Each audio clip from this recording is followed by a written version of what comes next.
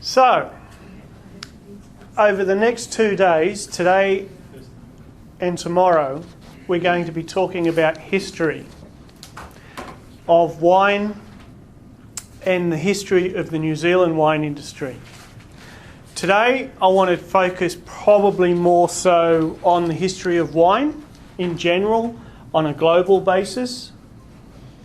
And tomorrow, drill down more specifically towards the history of New Zealand wine, because your last or final assessment is primarily around Romeo Brigado, who defined the regions of New Zealand and basically indicated that New Zealand was a suitable, country for planting vineyards. So, in general, I mean, when we talk about wine and wine making as a process, how long has it been carried on? For how many years have we been making wine? 8,000? You know that for certain? I think so. I think we found some clay pots that had wine residues. How was that? 8 to 10? 8 to 10,000 years ago? Who knows? Jesus I mean, there's... turned water into wine 2,000. Say again? Jesus turned water into wine. Have you got evidence of that? Where's the research that dictates that happened? It's written in the here. Oh, The best-selling book of all time. I can reference it if you want. okay. I mean, there's been some very, very old discoveries of winemaking in Armenia and places like that that date back, to what you're saying, Holly, around 8,000 years. If you look at the Egyptian hieroglyphics, there's a lot of winemaking processes actually depicted in those hieroglyphics. Wine and beer. And workers and beer. Yes. For the upper class. Yep. They certainly were brewing beer back in the Egyptian days, which is about 5,000 years ago, 6,000 years ago, in the early dynasties of Egypt. Was part of the salary of the workers too. Yep. It's your beer day. Yeah, It's good for And won't it be interesting if they actually do discover that there is hidden tombs in Tutankhamun's tomb? Didn't they run an X-ray in there and find organic material behind the walls? It's just Queen Nefertiti, isn't it? Live long and I can never do it. Okay, now let's focus. History of wine. How long have we been making wine for? Quite frankly, no one really knows definitively how long we've been making wine for. The first wine would have been discovered accidentally around 10,000 to 8,000 years ago. BC. How would we, BC, how would they have discovered that? Would they have just picked some grapes, thrown them out the back in a container, left them there for a while, and all of a sudden something happened? They smelled it and thought, oh, that smells funny. It's not a nice Wonder what it idea. tastes like. Didn't it rain into some bread and bread started fermenting and they got drunk? I don't know. But the thing is, it's like how everything gets invented. Who was the first person that saw an egg pop out of the back of a chicken and said, I'm going to eat that? Yeah, the one that gets me is milk. Milk. Seriously? Yeah. Let's do that. Yeah. Well, they would have seen the animals eating it and thought, well, we can abuse that. We haven't used that one yet. What does it do? You eat everything. Yeah. But the thing is, when it comes to making wine, how it was invented, how it was discovered, who knows? We'd have to go back in time, get our time machine, go back and say, well, all right, Ugg, how did you do it? How did you discover it? And, what was the process you used?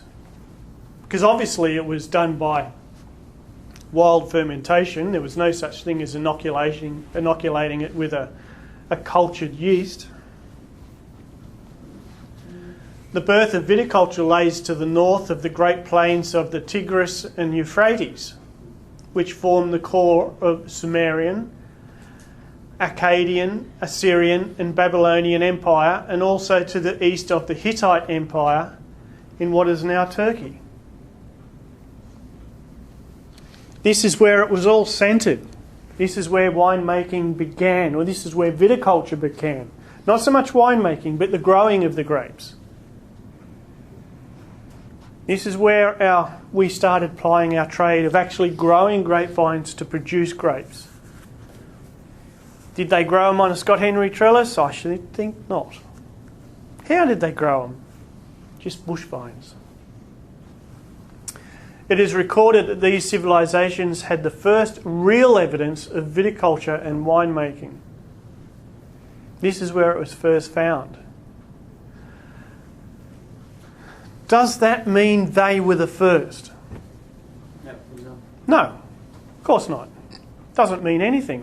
It means nothing. It just means that was the first place it was found. They could have been doing it in Russia for years before that. They could have been doing it in America. The Indians could have been doing it. But that was the first place it was located.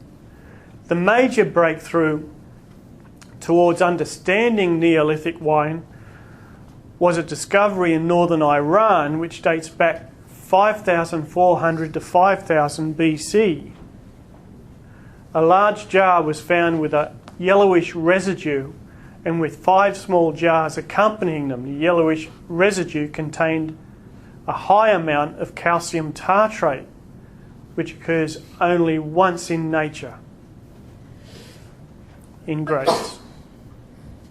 Could that not have just been juice? It could have been juice, And then it went bad. grape juice. And then So, I mean, what was it doing? What were they doing with those grapes? Why did they put them in there? To make wine? who knows? Or just to store them?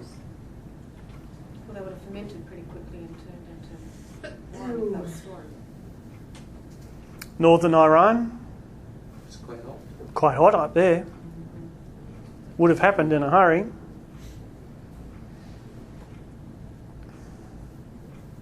You wouldn't have put any inert gas on top to protect it. Was it just as hot back then? Don't know, I can't remember. What are we talking? 7,000 years Might ago. have actually been quite cool. Could have been. Cool ferment. Slow ferment.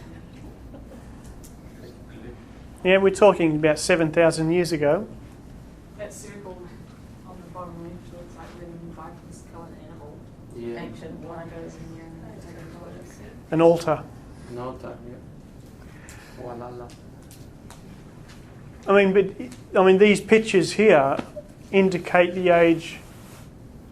You know, wine and wine consumption. If you look at this one, which comes from Roman times, you know, wine was an integral part of their celebrations, of their partying, of their, dare I say it, their orgies.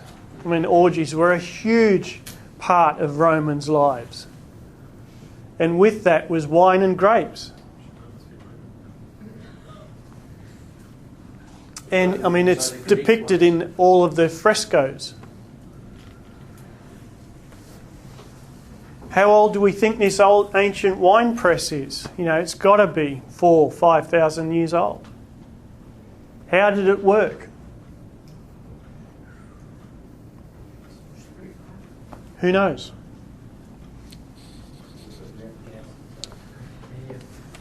There's some carbon dioxide on top.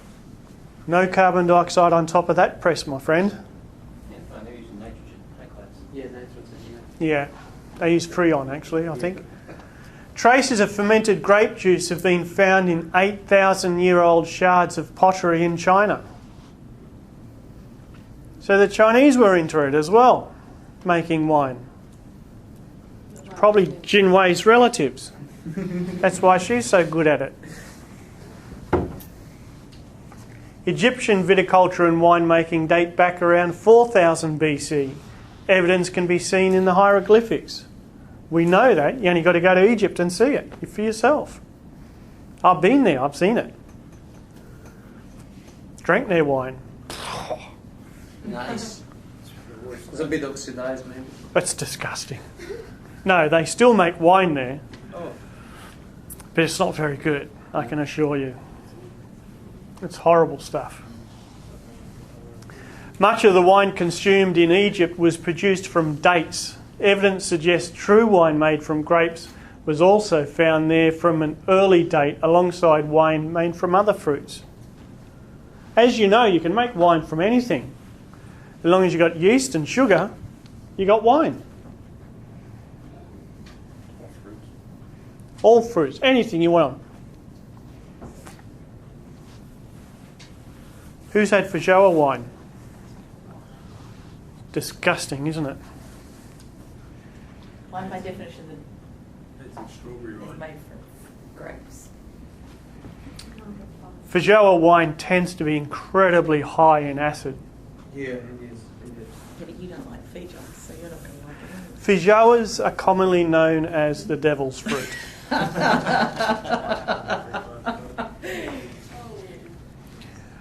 I hate them.